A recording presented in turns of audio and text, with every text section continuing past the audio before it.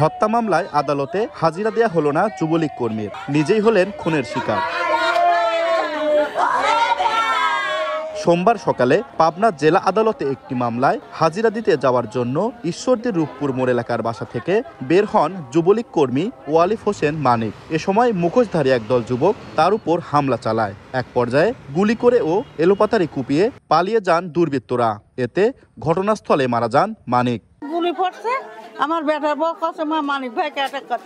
এখন পাঁচ দৌড় ধরেছে, ওদিক 4-5টা গুলি, আমরা খালি ওই দিকেই দৌড়েছি। যেই গুলি মারেছে বেটা পড়ে গেছে আর বেটাকে ইজারে কোপ দিয়েছে।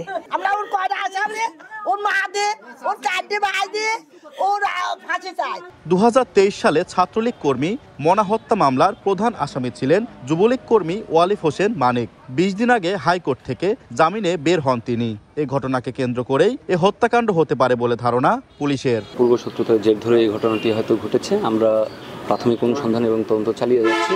এদিকে রোববার রাতে জেলা শহরের খেয়াঘাট রোডে বর্ণমালা কিন্ডার গার্ডেনের সামনে বন্ধুদের সঙ্গে আড্ডা দিচ্ছিল তুষার হোসেন নামের এক কিশোর। এ সময় দুর্বৃত্তরা তাকে ছুরিকাঘাত করে পালিয়ে যায়। তাকে উদ্ধার করে সদর হাসপাতালে নিলে মৃত ঘোষণা করেন চিকিৎসক। এই ঘটনায় সন্দেহভাজন 3 বন্ধুকে আটক করা হয়েছে। 2023 সালে স্কুল ছাত্র সিয়াম হত্যার অন্যতম আসামি ছিল তুষার। কয়েকদিন আগে জামিনে ছাড়া পায় সে। সবুজ মোল্লা, সময় সংবাদ, পাবনা।